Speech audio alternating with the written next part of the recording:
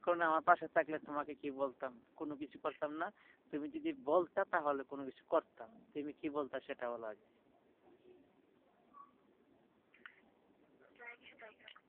হুম?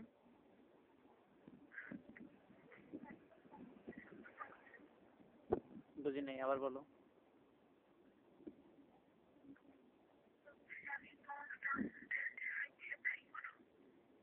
এটাই তো, যখন তুমি আমার পাশে থাকতা তখন তুমি এরকম বলতা, তখন আমি সবকিছু যদি তুমি যদি বলতা তুমি খুঁজে নাও, তাহলে আমি নিজে খুঁজে নিতাম সবকিছু।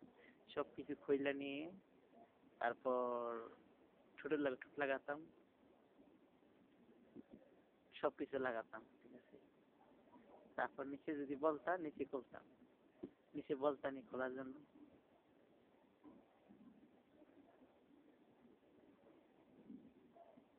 হুম?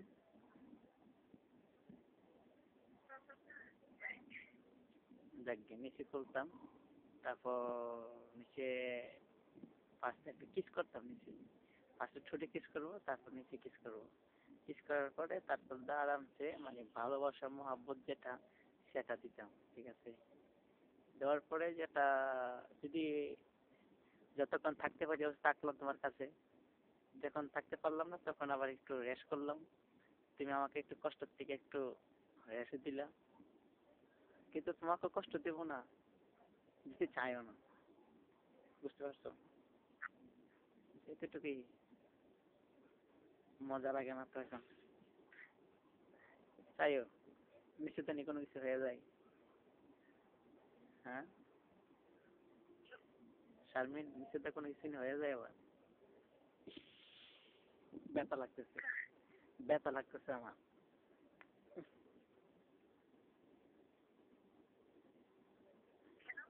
জিন্স প্যান্ট, তারপর নিচে শর্ট প্যান্ট, মানে এরকম হয়েছে, মানে বলার বাইরে মা, ব্যথা লাগতেছে।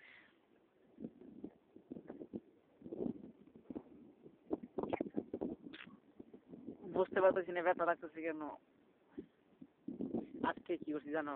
রাত্রে স্বপ্নে তোমাকে দেখছি, ঠিক আছে।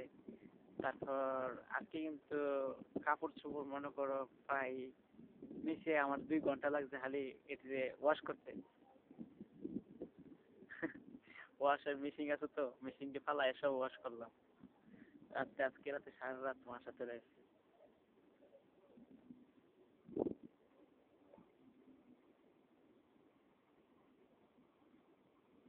শুনতেছো? শুনতেছো?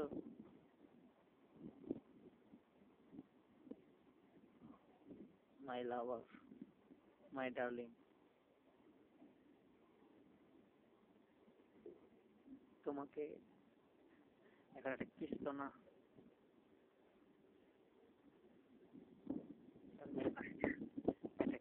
3টা কিস করো 3 জায়গায়।